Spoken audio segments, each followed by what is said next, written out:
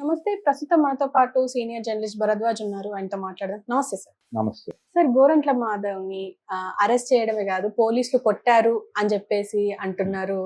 And ఇంకో పక్క పోలీసులని అంటే 11 మంది పోలీసులు సహాయం చేశారు అని చెప్పి వాళ్ళని సస్పెండ్ కూడా చేశారు అని అంటున్నారు. అంటే ఎలా చూడొచ్చంటారు సార్ ఈ కేసులో? అంటే పోలీసుల మీద దాడి చేసిన కేసులోనే అరెస్ట్ చేశారు ఆయన. హ్మ్. అరెస్ట్ చేసిన తర్వాత ఆయనతో పోలీసులు వ్యవహరించిన తీరు మీద విమర్శలు వచ్చినాయి. అంటే అతన్ని ముసుగేసి మీడియా ముందు హాజరుపరచడం లాంటివేమీ జరగలేదు. ఆయనకి చాలా స్వేచ్ఛనిచ్చారు పోలీసులు అనేది ఒక ఆరోపణ. అంటే ఆ ముసుగు వేయకపోవడంతో పాటు ఆయన్ని అరెస్ట్ చేసినప్పుడు పోలీస్ కస్టడీలో ఉండగానే ఒక వైకాపా కార్యకర్త ఎవరో ఫోన్ తీసుకొచ్చి ఇస్తే ఆ ఫోన్లో ఆయన ఎవరితోనో మాట్లాడాడు. హ్మ్. ఇలా ఫోన్లు ఎలా అలౌ చేస్తారు అనేది ఒక అభ్యంతరం. అంటే ఇది ఎక్కడి నుంచి వచ్చిన ఈ ఆరోపణలన్నీ తెలుగుదేశం పార్టీకి చెందినటువంటి సోషల్ మీడియా ప్లాట్ఫామ్స్ నుంచి, అలాగే ఇతర ప్రసార మాధ్యమాలు ఏమిటంత లూజ్గా ఉన్నారు, అరెస్ట్ చేసినప్పుడు అతని పట్ల మీరు చాలా సీరియస్గా వ్యవహరించాలి కదా, టోటల్గా మీ కంట్రోల్లో తీసుకోవాలి, ముసుగేసి మీడియా ముందు హాజరుపరచాలి. ఇప్పుడు భారతీరెడ్డి గారి మీద కామెంట్స్ చేసిన కిరణ్ ఉన్నాడు, టీడీపీ అతన్ని ముసుగేసే హాజరుపరిచి ఆయన పోలీస్ ఆఫీసర్ గారు ఆయన గొడవంతా చెప్పాడు మీడియాకి. కానీ ఇతని విషయంలో అలా జరగలే. ఇతన్ని చాలా ఫ్రీగా వదిలేశారు. అలాగే ఆయన్ని నల్లపాడు కోర్టులోనే ఎక్కడో హాజరుపరిచారు. నల్లపాడు నుంచి తీసుకొచ్చి కోర్టులో హాజరుపరచడం గుంటూరే. ఈ హాజరు పరిచినటువంటి సమయంలో ఆయన ఎటువంటి ఇవి లేకుండా, అంటే ఎటువంటి పోలీసు సెక్యూరిటీతోనూ కానండి, లేకపోతే ఎస్కార్ట్తో అనండి, ఎస్కార్ట్ లేకుండా ఆయన అంతటా ఆయనే వ్యాన్ దిగిపోయి స్ట్రైట్గా కోర్టులోకి నడుచుకుంటూ వెళ్ళిపోయాడు. ఆ వెనకాల దూరంగా ఫాలో అవుతూ వీళ్ళు వెళ్ళారు. చాలామంది పొలిటీషియన్స్ ఇలాగే చేస్తారు. అంటే నేరం చేసిన వాడు ఎవడైనా నేరస్తుడే అనుకుంటే, అంటే కోర్టులో బేడీలు వేయటం కుదరదు, కానీ అరెస్ట్ చేసినప్పుడు బేడీలు వేయటం అనేది ఒక ఆచారంగా మన వాళ్ళు చేస్తున్నారు.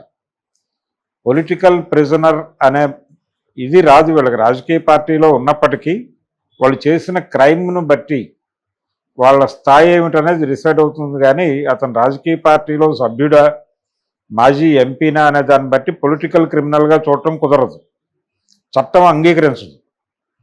అందుకని ఇదే నేరం చేసిన మరొక మనిషి అయితే కనుక బేడీలు వేసేవాడు. బేడీలు ఎక్కడ ఇప్పుతారు? కోర్టు దగ్గర ఇప్పుతారు, ఇప్పి లోపలికి పంపిస్తారు. అటువంటిది ఏమీ లేదు. ఇతను చాలా ఫ్రీగా ఉన్నాడు. ఆ ఫోన్ మాట్లాడాడు, ఆ వ్యాన్ ఎక్కాడు, సరదాగా అక్కడ దిగాడు, వీళ్ళతో సంబంధం లేకుండా ఆయనే నేరుగా వెళ్ళి కోర్టులో నిలబడ్డాడు. అంత లూజ్గా ఎందుకు వ్యవహరిస్తున్నారు పోలీసులు అనేది వీళ్ళ ఆరోపణ.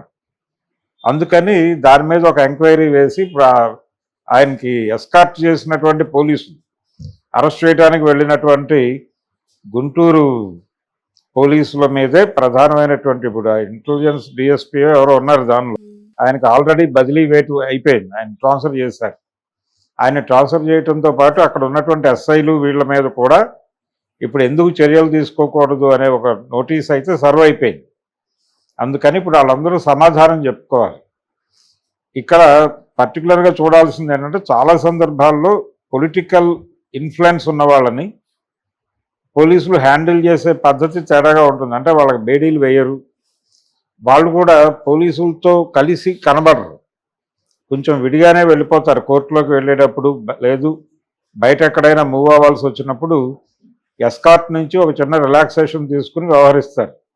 ఎవరైనా కలవడానికి వచ్చిన వాళ్ళని కలుస్తారు, ఏవైనా ఉంటే తీసుకుంటారు, తింటారు, ఇవన్నీ యాక్సెప్ట్ చేస్తారు. వీళ్ళు ఎందుకు యాక్సెప్ట్ చేస్తారంటే రేపు పొద్దున వాళ్ళు మళ్ళీ అధికారంలోకి వస్తారేమో అనే ఒక ఆందోళన, భయము ఉండటం. పొలిటికల్ ఏరియాలో ఉన్నాడు ఇప్పుడు గోరంట్ల మాధవ్ అనేవాడు, ఈ రోజున వైసీపీతో ఉన్నాడు, కానీ రేపు పొద్దున ప్రెజర్ ఎక్కువైతే టీడీపీలోకి మారి ఏదో ఒక పదవి తీసుకుంటే, ఫలానా రోజున నాకు బేడీలు వేసి నడిపించారు, లేకపోతే ఫలానా రోజు నన్ను అరెస్ట్ చేసినప్పుడు చాలా హెరాస్ చేశారు. ఇప్పుడు కరుణానిధి గారిని ఆయన ఇంట్లో అరెస్ట్ చేసినప్పుడు అలా లేపి తీసుకెళ్ళిన వీడియో ప్రపంచం అంతా చూసింది కదా. ఆ రోజున ఇంత అన్యాయంగా తీసుకెళ్తారా అన్నారు. ఇప్పుడు అలాంటి సీన్ ఈయన కూడా క్రియేట్ చేయగలగాలి.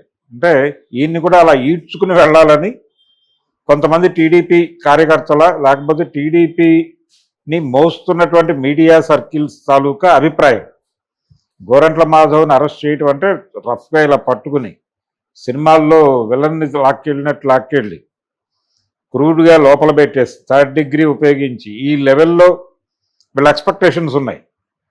ఈ ఎక్స్పెక్టేషన్స్ ఏవి రీచ్ కాకుండా అతన్ని చాలా ఫ్రీగా వదిలేసి వీళ్ళు అతను సరదాగా ఎవరినో ఫోన్ తెప్పించుకుని ఎవరితోనో మాట్లాడి ఇంత హాయిగా రిలాక్స్డ్గా వ్యవహరించడం అనేది వీళ్ళకి జీర్ణం కాల. కానీ దాదాపు అందరు రాజకీయ నాయకులు అరెస్ట్ అయినప్పుడు ఇలాగే వ్యవహరిస్తారు. పోలీసులు కూడా అంతే ఫ్రీగా ఉంటారు కూడా కొంత. అంటే ఎలాగూ ఇంకో 1-2 గంటల్లో ఆ కోర్టులో పెట్టేస్తాం, కోర్టు ఎలాగో రిమాండ్ ఇస్తుంది. రిమాండ్ ఇచ్చిన తర్వాత వీళ్ళు తీసుకెళ్ళి కోర్టులో జైలుకి తీసుకెళ్ళి అప్పచెప్పడం వరకే వీళ్ళ బాధ్యత. అక్కడితో వీళ్ళ రోల్ అయిపోతుంది. ఆ తర్వాత నుంచి ఏఆర్ పార్టీ వస్తుంది. ఏఆర్ పార్టీ వాళ్ళు చూసుకుంటారు ఫర్దర్ ఎస్కార్ట్ అంతా. అందుకని ఈ కాసేపు దీనికి అంటే మ్యాక్సిమం ఈవినింగ్ 6 o'clock వరకే ఉంటుంది వీళ్ళ బాధ్యత. ఈ తక్కువ టైంలో ఇతనితో ఎందుకు వచ్చిన గొడవ, రేపు పొద్దున ఇతను ఏదైనా పొజిషన్లోకి వెళ్తే ఇవన్నీ మనసులో పెట్టుకుంటాడేమో లాంటి శంకలేవో ఉన్నాయి వాళ్ళలో ఉండటం వలన అలా వ్యవహరించారు. కానీ నా అబ్జర్వేషన్లో నా అనుభవంలో చాలామంది రాజకీయ నాయకుల వ్యవహారంలో వాళ్ళు చేసే క్రైమ్ వేరే క్రైమ్ అయింది, పొలిటికల్ క్రైమ్ కాదు. ఇప్పుడు అతను ఎవరినో కొట్టాడని కదా కేసు, కొట్టిన కేసు ఎవరి మీద పెట్టినా అదే సెక్షన్ పెడతారు. కాబట్టి ఇతనికి ఒక రాజకీయ పార్టీతో ఉన్నాడు లేకపోతే మాజీ ఎంపీ అని ప్రత్యేక గౌరవం ఇవ్వక్కర్లేదు. ఇతన్ని అదే నేరం చేసిన ఇతర ఖైదీలతో ఇతర ముద్దాయిలతో ఎలా వ్యవహరిస్తారో అలాగే వ్యవహరించాలి. అలా వ్యవహరించరు, ఎందుకంటే వీళ్ళు ఇన్ఫ్లుయెన్షియల్ పీపుల్ అనే ఉద్దేశంతో. అది పోలీస్ డిపార్ట్మెంట్లో ఉంది. ముందు ఆ జబ్బుకు వైద్యం చేయాలి. ఇప్పుడు వీళ్ళని సస్పెండ్ చేసేస్తానో లేకపోతే వీళ్ళ మీద చర్యలు తీసేసుకుంటేనో అవదు. రేపు పొద్దున ఎవరో తెలుగుదేశం పార్టీకి చెందిన వాళ్ళనే చేయాల్సి వస్తుంది రేపు ఎప్పుడైనా. వాళ్ళు కూడా ఇలాగే వ్యవహరిస్తారు. ఇంతకుముందు అరెస్ట్ అయినటువంటి తెలుగుదేశం పార్టీ వాళ్ళు ఎలా వ్యవహరించారో ఆ పాత సీసీటీవీ ఫుటేజ్ లేకపోతే ఈవెన్ ఏఆర్ ఎస్కార్ట్ పార్టీలను అడిగినా వాళ్ళు 100 అనుభవాలు చెప్తారు ఇలాంటివి, ఎవరెవరితో ఎలా వ్యవహరించావు అనేది. చాలా సందర్భాల్లో వీళ్ళని వాయిదాలకు తీసుకెళ్లేటప్పుడు ఈ పొలిటికల్ లీడర్స్ని వాయిదాలకు తీసుకెళ్లేటప్పుడు కోర్టు అంటే వీళ్ళకి యాక్చువల్గా జైలు నుంచి డబ్బులు ఇస్తారు భోజనాలకి వాటికి. అది చాలా తక్కువ ఉంటుంది, 20 రూపాయలు అంత ఇస్తారు ఒక పూట భోజనానికి. అంటే వీళ్ళు కోర్టుకి వెళ్ళి రావడానికి మ్యాక్సిమం ఒక పూట పడుతుంది కాబట్టి 20 రూపాయలు ఇచ్చి దానిలోనే అతనికి ఏదైనా పెట్టండి అంటారు. కానీ బయటకు వచ్చాక వాళ్ళు వేలాది రూపాయలు ఖర్చు పెడతారు. రకరకాలుగా ఖర్చులు జరుగుతాయి. వాళ్ళు చాలా చోట్ల ఆపుతారు వ్యాన్ని.